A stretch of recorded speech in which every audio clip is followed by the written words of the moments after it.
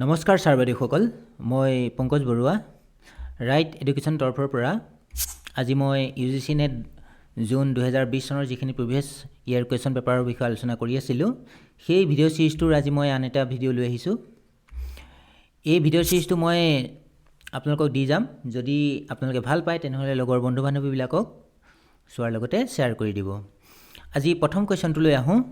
সুনীতি কুমাৰ চট্টোপাধ্যায়ৰ মতে ভাৰতবৰ্ষলৈ প্ৰব্ৰজন কৰি অহা প্ৰথম জনগোষ্ঠীটো হ'ল অষ্ট্ৰিক, মংগোলীয়দয়, নৰ্ডিক আৰু নেগ্ৰিটো। ইয়াৰ শুদ্ধ উত্তৰটো হ'ল নেগ্ৰিটো। এতিয়া আমি সুনীতি কুমাৰ চট্টোপাধ্যায়ৰ বিষয়ে যদি আমি অকণমান বিস্তৃতভাৱে যদি আলোচনা কৰোঁ, তেতিয়া আমি দেখিম তেখেতে এজন হিন্দী ভাষাৰ বিশেষ সাহিত্যিক আছিল। লগতে তেওঁৰ বেংগলী ভাষাত যথেষ্টখিনি গ্ৰন্থ লিখি গৈছে। সেই গ্ৰন্থসমূহৰ ভিতৰত আছে বেংগলী ফনেটিক্স ৰিডাৰ, কিৰাত জনকৃতি, ভাৰত সংস্কৃতি, বাংলা ভাষাতত্ত্বৰ ভূমিকা, ঠিক তেনেকৈ ইউৰোপীয় ভ্ৰমণ, জাতি সংস্কৃতি সাহিত্য, ভাৰতৰ ভাষা ও ভাষা সমস্যা, সংস্কৃতি কি, ৰাজেন্দ্ৰ সংগমে আৰু শ্যামদেশ আদি। এই সুনীতি কুমাৰ চট্টোপাধ্যায়, তেওঁৰ জন্ম হৈছিল 1890 আৰু 26 নৱেম্বৰত শিৱপুৰ হাওৰা জিলা, বংগ ব্ৰিটিছ ভাৰতৰ সময়ত। তেওঁ 1935 চনত ৰয়েল এছিয়েটিক ছ'চাইটিৰ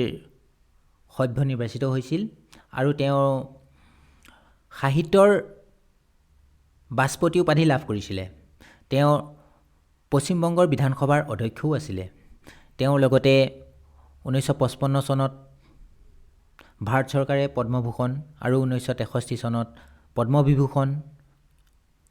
বঁটা দিয়াৰ লগতে তেওঁ সাহিত্য একাডেমী সভাপতি পদ অলংকৃত কৰা হৈছিল। তেওঁক কবিগুৰু ৰবীন্দ্ৰনাথ ঠাকুৰে তেওঁক ভাষাচাৰ্য উপাধি প্ৰদান কৰিছিলে। গতিকে এই সুনীতি কুমাৰ চট্টোপাধ্যায়ে তেওঁ লিখা কিতাপসমূহত যিখিনি ভাষাৰ বিষয়ে যিখিনি অৱদান আগবঢ়াই থৈ গৈছে, সেইখিনি আমি অকণমান থুলমূলকৈ আলোচনা কৰোঁ। এতিয়া যদি আমি বিশ্লেষণ কৰি চাওঁ, মানৱ গোষ্ঠীৰ মাজত আমি 4টা মুখ্য প্ৰজাতি দেখা পাওঁ। এটা হৈছে কেৰকেছীয়, মংগোলীয়, নিগ্ৰো আৰু অষ্ট্ৰেলীয়ৰ উপাদান। গতিকে এই নৃতাত্ত্বিকবিদসকলৰ ভিতৰত আছে আমাৰ হাতন আৰু এইটো কি বুলি কয় ডেকচন, সুনীতি কুমাৰ চেটাৰ্জী। এইসকলে কি কৰিছিলে, তেখেতসকলৰ কিতাপসমূহত বা পুথিসমূহত তেখেতসকলে নিজৰ মত আগবঢ়াই থৈ গৈছিলে। সুনীতি কুমাৰ চট্টোপাধ্যায়ে তেওঁ কৈছিলে খ্ৰীষ্টপূৰ্ব 1000 বছৰৰ আগতে প্ৰাচীন তিব্বত বৰ্মভাষী লোকসকলে হিমালয়ৰ দক্ষিণ প্ৰদেশৰ পৰা অসম তথা তিব্বতৰ মাজেৰে ভাৰতত প্ৰৱেশ কৰিছিলে। তেওঁলোকে অসমলৈ বা ভাৰতলৈ অহাৰ সঠিক সময় আজিকোপতি ঐতিহাসিক প্ৰমাণ পোৱা নাযায়। গতিকে তেওঁ কৈছিলে কিৰাত নামটো প্ৰথম আমি উল্লেখ পাওঁ যজুৰ্বেদত, আৰু সুনীতি কুমাৰ ভট্টাচাৰ্যই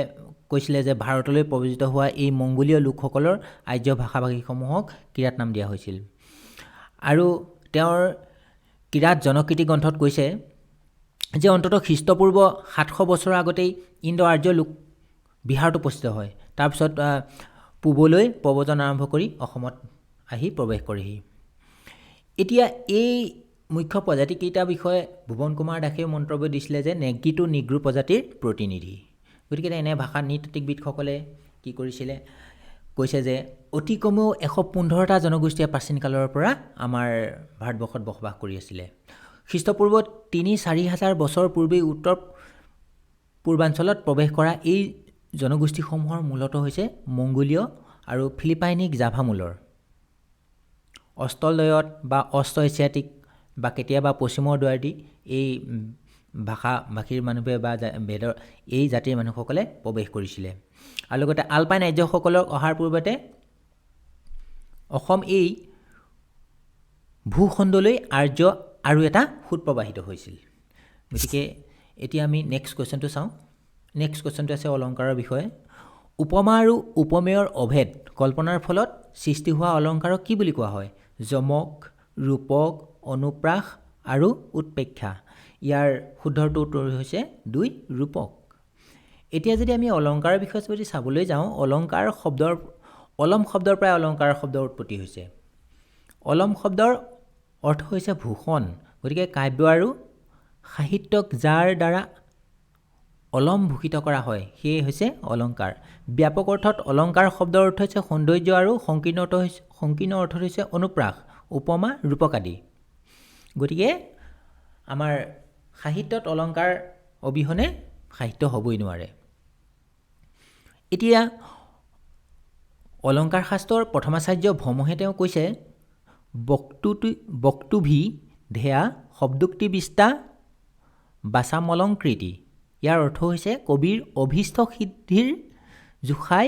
বক্ততা পূৰ্ণ উক্তি বৈশিষ্ট্য হৈছে কাব্যৰ সৌন্দৰ্য বা অলংকাৰ ঠিক সেইদৰে আচাৰ্য দণ্ডীয়েও তেওঁ সৰহীয়া কথালৈ নগৈ সৌন্দৰ্যৰ কাৰণ কাব্যৰ সুভাকৰ ধৰ্মকে অলংকাৰ বুলি তেওঁ থ্ৰুতে সামৰি লৈছে তেওঁ কৈছে যে কাব্য শোভাকৰণ ধৰ্মালংকাৰান প্ৰচক্ষতে গতিকে এনেকুৱা কিছুমান আমি মন্তব্য পাওঁ অলংকাৰ আমাৰ কি কাৰণে প্ৰয়োজন হয় মূলতঃ তিনিটা কাৰণত এটা হৈছে ইয়াৰ প্ৰভাৱশীলতা স্পষ্টীকৰণ ৰমণীয়তা সম্পাদন গতিকে এইকেইটা হৈছে অলংকাৰৰ প্ৰয়োজনীয়তা প্ৰভাৱশীলতা বুলি কোৱাৰ লগে লগে শুনোতাৰ মনত লাগি যোৱাকৈ নাই বা মনত দকৈ বহাকৈ কি হৈছে বাক্যত প্ৰভাৱশালী হোৱাটোকে বুজায় আৰু স্পষ্টীকৰণ বুলি ক'লে বিষয়বস্তু গুণ ৰূপ ক্ৰিয়া আদি আৰু বিষয়গত ভাৱক স্পষ্ট কৰিব লাগিলেও বহু ক্ষেত্ৰত অলংকাৰৰ আশ্ৰয় লোৱা হয় আৰু সাহিত্যত ৰমণীয়তাৰটো প্ৰয়োজন এটা মূল প্ৰয়োজন এইটো আমি সকলোৱে জানোৱেই গতিকে অলংকাৰ হৈছে দুবিধ এক হৈছে শব্দ অলংকাৰ আৰু আনবিধ হৈছে অৰ্থ অলংকাৰ ইয়াৰ লগতে আন এটা বিভাগ হ'ল উভয় অলংকাৰ এতিয়া শব্দ অলংকাৰ বুলি কোৱাৰ লগে লগে তাকো শব্দ কেইবাটাও ভাগত ভাগ কৰিছে এক নম্বৰ অনুপ্ৰাস যমক পুনৰুক্তবাদ ভাষ বদাভাস শ্লেষ বক্তুতি চিত্ত ঠিক তেনেদৰে অৰ্থ অলংকাৰক ভাগ কৰা হৈছে সাদৃশ্যমূলক বিৰোধমূলক শৃংখলামূলক ন্যায়মূলক আৰু গড় প্ৰতীতিমূলক গতিকে এই ভাগখিনিৰ বিষয়ে যদি আমি শব্দ অলংকাৰৰ বিষয়ে যদি আমি অলপ থুলমূলকৈ যদি আলোচনা কৰিবলৈ যাওঁ তেতিয়া দেখিম অনুপ্ৰাস হৈছে কি একেবিধ বৰ্ণ বা বৰ্ণগুচ্ছযুক্ত বা বিযুক্তভাৱে একাধিকবাৰ আবৃত্তি বা ধ্বনিত হ'লে তাক কি বুলি কোৱা হয় অনুপ্ৰাস অলংকাৰ বুলি কোৱা হয় যমক কাক কোৱা হয় স্বৰ ব্যঞ্জন বৰ্ণৰ একেটা সমূহৰ একে ক্ৰমতে সাৰ্থক বা নিৰাৰ্থকভাৱে যদি পুনৰুক্তি হয় তেতিয়া তাক কি বুলি কোৱা হয় যমক বুলি কোৱা হয় আকৌ শ্লেষ কাক বুলি কোৱা হয় বাক্যত ব্যৱহৃত এটা পদত যদি এটাৰ বেছি অৰ্থ লগ লাগি থাকে তেনে তাক কি বুলি কোৱা হয় শ্লেষ অলংকাৰ বুলি কোৱা হয় শ্লেষ মানে হৈছে লগালগি দুটা বা তাতকৈ বেছি অৰ্থ একেটা শব্দত লগালগি থকাৰ কাৰণে এই অলংকাৰক কি বুলি কোৱা হয় শ্লেষ বুলি কোৱা হয় এতিয়া পুনৰুক্ত বদাভাস ভাগটো কি হৈছে পুনৰুক্ত মানে কি হৈছে কোৱাকে কোৱা বধ মানে হৈছে নিচিনা আভাস মানে যেন লগা বা কোৱাৰ নিচিনা লগা তেতিয়া কি হয় একে অৰ্থকে বুজোৱা একোটা শব্দৰ প্ৰতি শব্দ এটা ওচৰা ওচৰিকৈ ব্যৱহাৰ হ'লে পুনৰুক্তি হোৱা যেন লাগে আচলতে পৃথক অৰ্থতে প্ৰয়োগ হয় ইয়াকে কি কোৱা হয় পুনৰুক্ত বদাভাস বুলি অলংকাৰ বুলি কোৱা হয় এতিয়া চাওঁ আমি যদি বক্তৃতি কথা আলোচনা কৰোঁ যেতিয়া কোনো বক্তাই কয় এটা অৰ্থত আৰু শ্ৰোতাই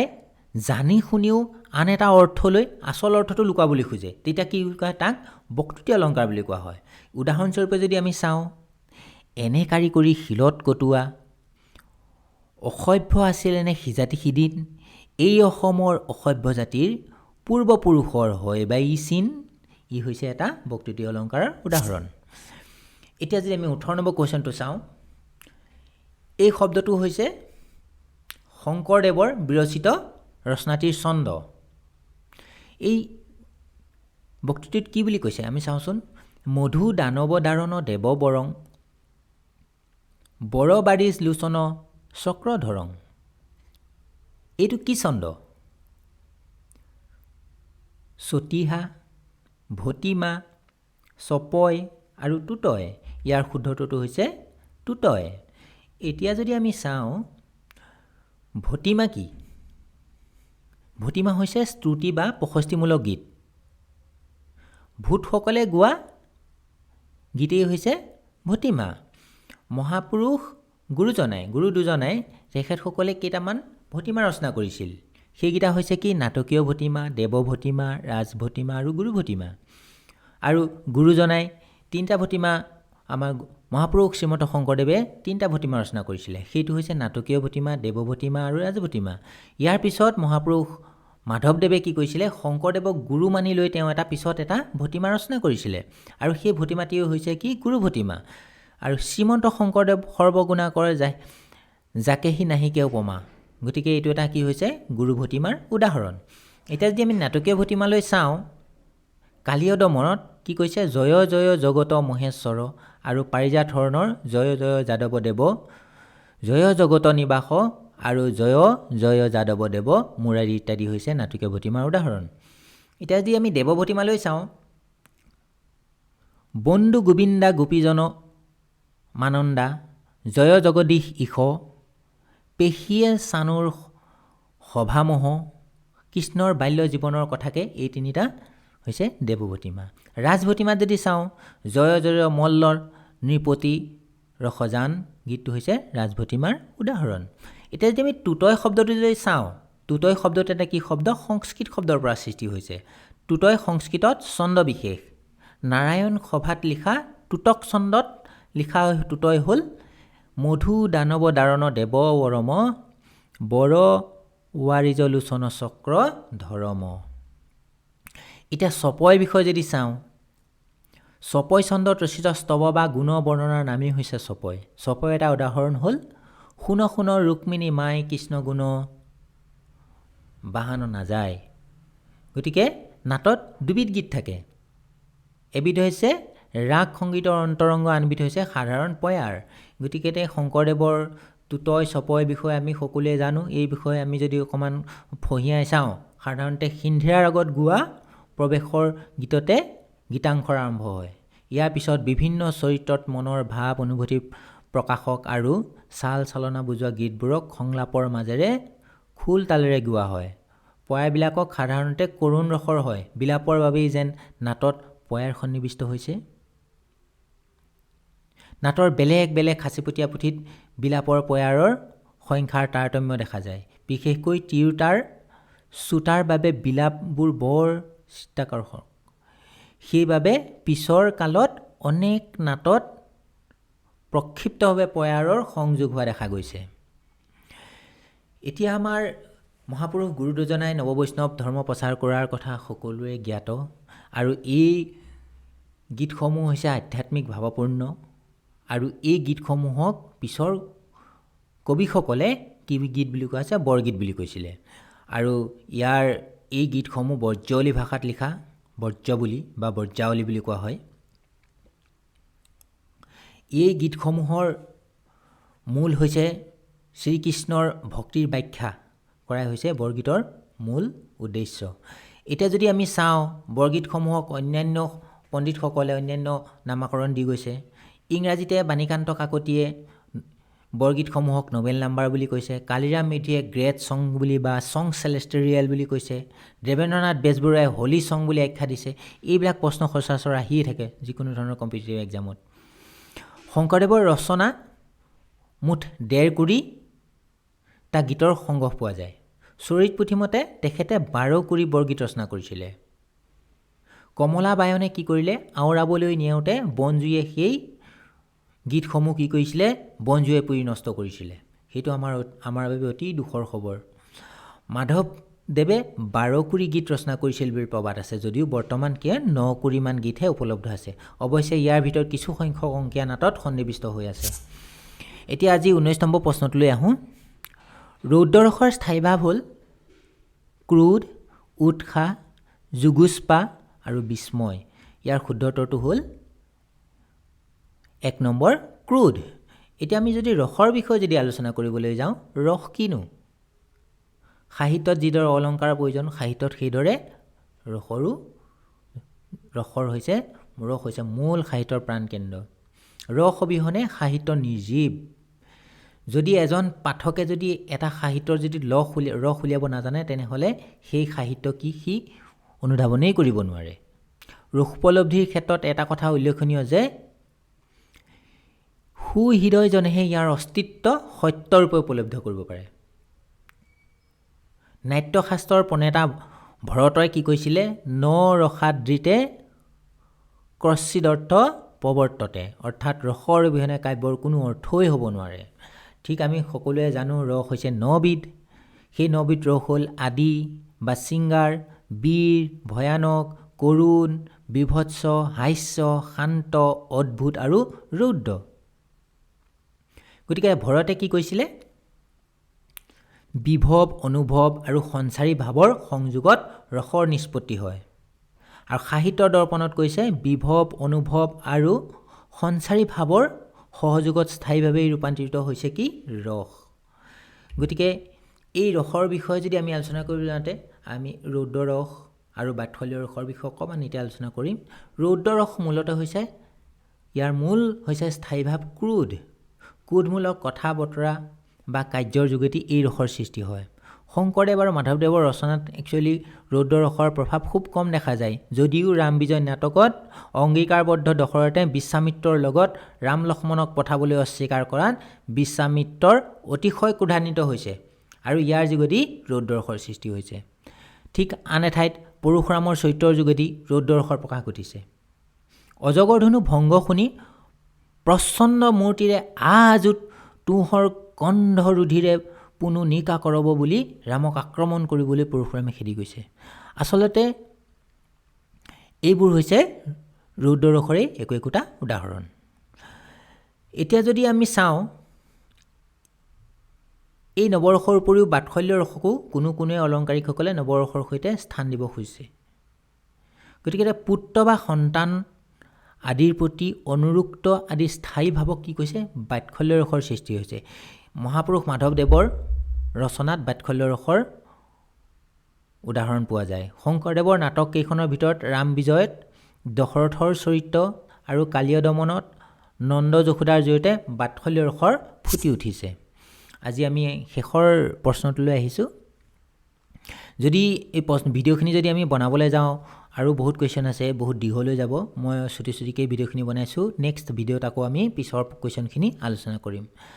আজি এই শেষৰ প্ৰশ্নটো ৰসৰ ওপৰতেই আছে এই উক্ত কবিতা ফাঁকিয়ে কি ৰসৰ প্ৰতিনিধিত্ব কৰিছে প্ৰশ্নটো আছে আৰু সেইটো হ'ল কোনোফালে পোক লাগি পিল পিল কৰে উৱলি মঙহকতো খহি পৰে আৰু আছে চুৱাচুই বিছনা কেওফালে কেঁচা পকা ধোঁৱা উৰা ঘিণ লাগে চালে এই ৰসবিধ কি ৰসৰ প্ৰতিনিধিত্ব কৰিছে ইয়াত আমাৰ ঘিণ লাগে চালে বুলি কোৱাৰ লগে লগে আমি গমেই পাই গৈছোঁ যে ভয়ানক বীৰ বিভৎ আৰু অদ্ভুত ইয়াৰ শুদ্ধটোতো হৈছে বিভৎ এতিয়া যদি আমি বিভৎ ৰসৰ বিষয়ে যদি আমি আলোচনা কৰিবলৈ যাওঁ নাক কুচুৱা গ্লানি ব্যাধি এইবিলাক হৈছে বিভৎ ৰসৰ উদাহৰণ যগুষ্পাজনিত কথা বতৰা বা কাৰ্যৰ যোগেদি বিভৎ ৰসৰ সৃষ্টি হয় ইয়াৰ স্থায়ী ভাৱ হৈছে ঘৃণা বা যুগুষ্পা শংকৰদেৱৰ নাটক কেইখনৰ আন ৰসৰ দৰে বিভৎ ৰসৰ প্ৰয়োগ হোৱা নাই বুলিয়েই ক'ব পাৰি মাথোন কেলিগোপাল নাটত শংখচূড়ে গোপীহৰণ কৰিবলৈ কৰা প্ৰচেষ্টা আৰু ৰুক্মিণী হৰণ ৰাম বিজয় স্বয়ম্বৰ সভাত উপস্থিত থকা ৰাজন্যবৰ্গৰ কামাতুৰ আচৰণক নাট্যকাৰে বিভৎ ভাৱনা বুলি উল্লেখ কৰিছে আজিৰ ভিডিঅ'টো ইমানেই আছিল যদি আপোনালোকে ভিডিঅ'টো ভাল পালে তেনেহ'লে লাইক এটা কৰিবলৈ নাপাহৰিব বন্ধু বান্ধৱীবিলাকক লগত শ্বেয়াৰ কৰি দিব থেংক ইউ